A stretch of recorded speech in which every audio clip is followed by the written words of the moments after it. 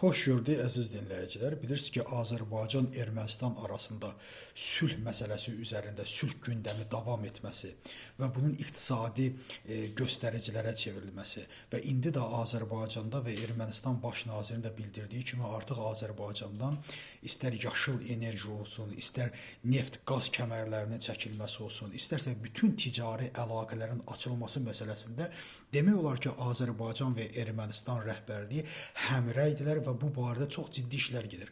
Və bu günlərdə də Paşinyan açıqlama verdi ki, siyasi əlaqələrdən daha çox iqtisadi əlaqələr bu məsələnin ruhuna daha böyük xeyirlər verir. Yəni biz artıq bunu görürük və bütün bu açıqlamalardan sonra biz Rusiyanın bilirsiniz ki, Azərbaycana təzyiq imkanları çox məhduddur. Çünki Ermənistana təzyiqi bizim vasitəmizdən edirdi, bizə də təzyiqi Ermənistan vasitəsilə edirdi. İndi bu iki dövlət artıq bir yerdə həmrəy bir dövlətlərə çevrildiyi bir halda bugün bizə qarşı Azərbaycana qarşı ciddi bir təzyiqlər görürük. Kimdən? Gürcüstandan. Çox maraqlı, düzdürmü?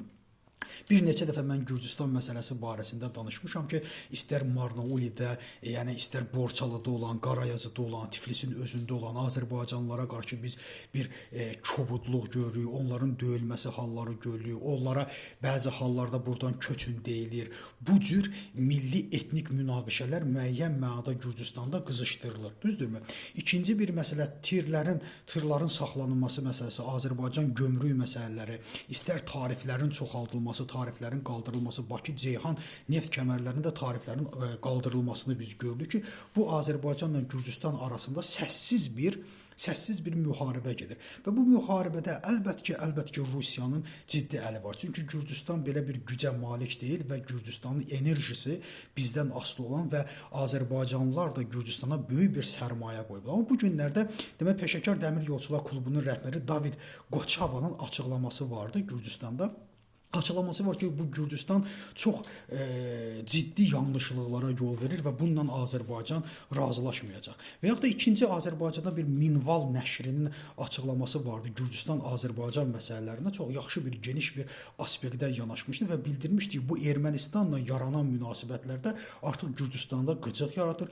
Gürcüstandan biz baskını görürük. Mən düşünürəm ki, bu baskılar istər Azərbaycanlılar olsun, istər iqtisadi baskılar olsun, burada birbaşa Rusiyanın da əli var. Çünki Rusiya artıq Ermənistana və Azərbaycana Gürcüstan əli ilə təzyiq göstərməyə çalışır və bütün bu hadisələr də birbaşa Gürcüstanda formalaşan bu hadisələri mən şübhəsiz fikirləşirəm ki, burada Rusiyanın ciddi bir əli var. İkinci bir məsələ, əziz dostlarım, mən Gürcüstan barədə bir neçə video çəkdikdən sonra, Borçalı haqqında çəkdikdən sonra və bütün Azərbaycan ictimaiyyətinə, hətta Gürcüstan ictimaiyyəti də bizlə çox maraqlandı.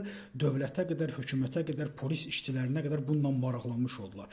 Burada həm də Gürcülər bizə bir müsbət bir aura, müsbət bir vətəndaşlıq imkanları yaratdılar. Baxın, Gürcülər necə də birləşdilər.